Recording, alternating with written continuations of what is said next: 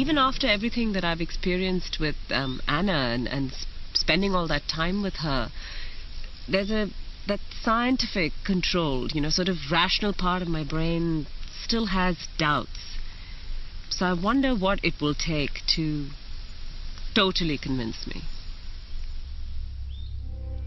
And then a unique opportunity presented itself.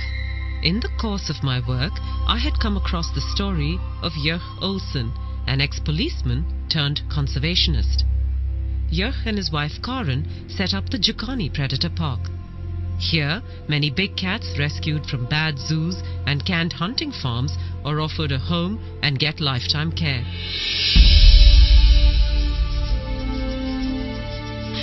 Jörg has a remarkable relationship with his cats, and he handles them in a way I have seldom seen before.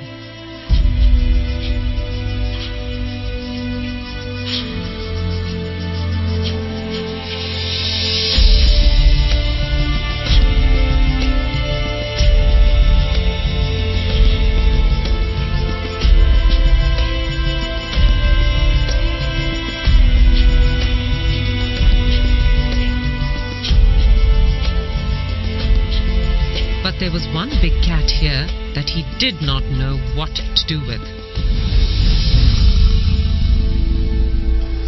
This black leopard, called Diablo, had been rescued from a European zoo where he'd been abused.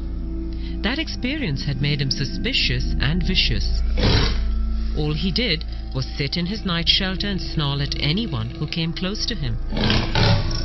6 months in, and Jörg was at a loss as to how to deal with this cat.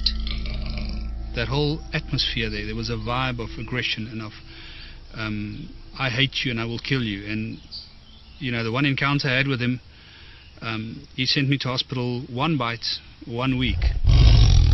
Here, I thought, was the perfect case.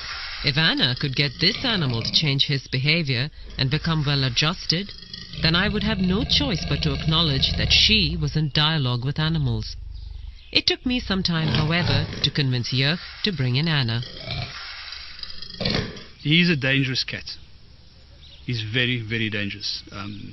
He's towards me and towards everybody else. In my opinion, the chances of an animal communicator changing that, it'll take a lot to convince me. I honestly do not believe that an animal can talk to a human or communicate with a human. I've had animals my whole life. We give them commands, we give them instructions, and they do it as we habituate them, basically. But I'm very skeptical to think that an animal like Diablo will communicate or can communicate with humans. I am desperate, however. I do not want to lose him. I made sure that Anna had no information on Diablo or his history before she came to speak to the black leopard. I was nervous to see what would happen, as this animal never let anyone near his night shelter without a lot of snarling and growling. But the minute he saw Anna, he calmed down and let her kneel right outside and look at him.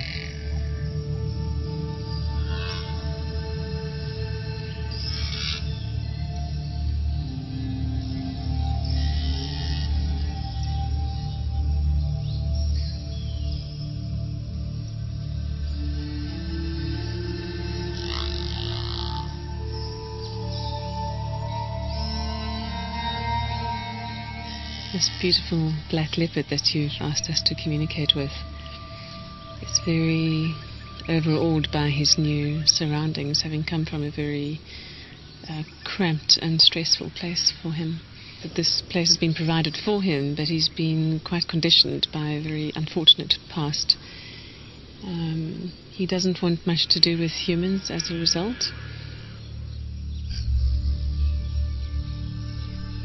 He's immensely powerful, and I mean not just physically, which you well know and respect, but he's immensely powerful with a wisdom and an energetic presence and personality that is far bigger than anyone has ever appreciated about him before.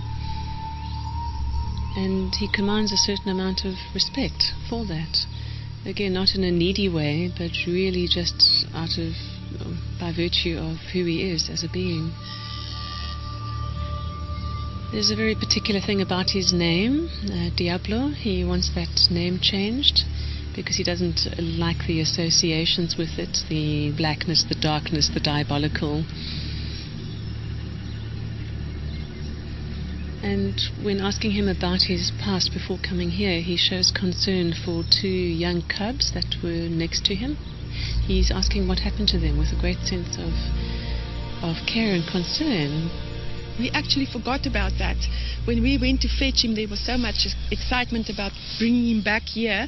It actually slipped my mind until she said, he asked about the 2 cubs, and then we've remembered there were 2 little young leopard cubs next door to him that came from Rustenburg, and they were sort of semi-wild. They weren't hand-reared, and it just slipped my mind. And when they talked about it, I couldn't believe. I actually did believe it. I mean, then I really believed that they were communicating. And she communicated with him, and when we spoke to her and she relayed all the information back to us, firstly I didn't believe her.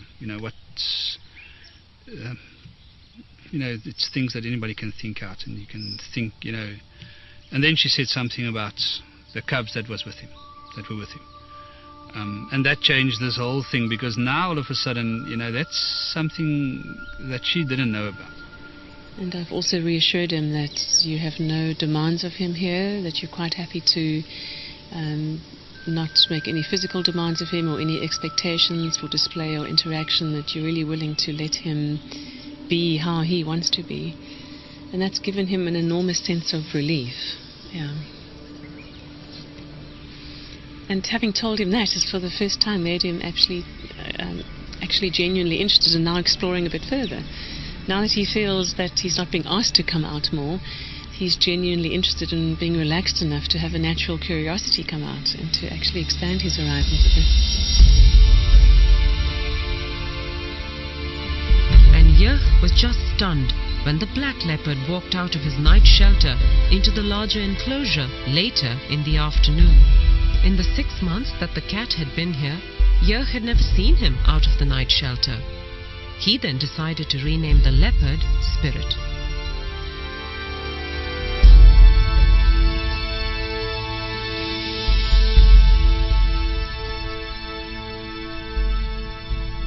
We told him that same afternoon that we're not going to call him Diablo anymore. And we understand and we agree with that the diabolical side of it. That's not what he is to us. And we'd like to change his name to Spirit. As I walked to him, I thought, listen, he asked about the 2 young leopards. And I thought, well, I'm here now, there's nobody else here. I'm not going to look like a fool if he ignores me. I'll tell him what happened to those leopards. And as I called him and I said Spirit, and he was looking at me, he was lying like that, I said, with regard to the 2 little leopards, I just want to assure you and I want to tell you that they're safe. And I couldn't help it. I just said to him, wow, you're beautiful. Beautiful. Oh, that's mooi. That's mooi. And he gave me that, oh. And I thought, what's happening here? And I said to him, you understand what I'm telling you if I say to you that you're the most stunning cat? Oh.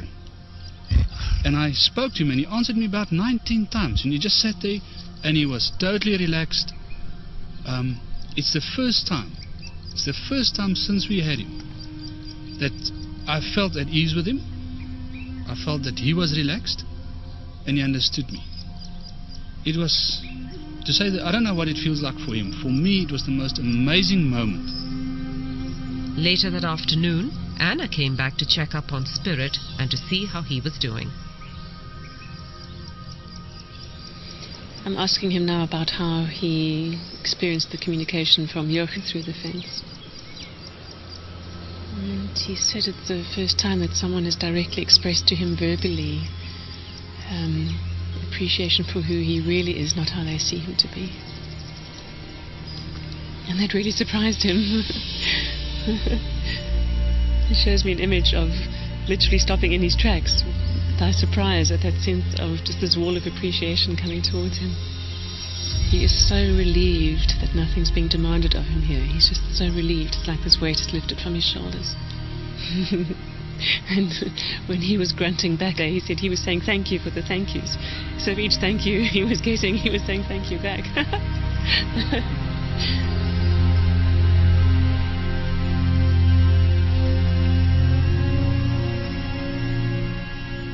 Is there anything you'd like to say about that feedback? I think we'll talk about this a bit later. I can't listen. So we'll talk about this later. It's unbelievable. I'm overwhelmed.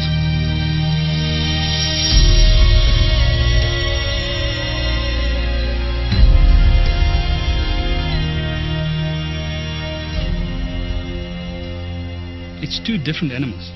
It's two totally different personalities.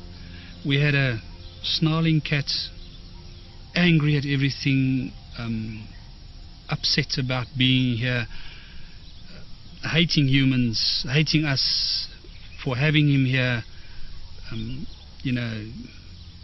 ready to kill in an instant.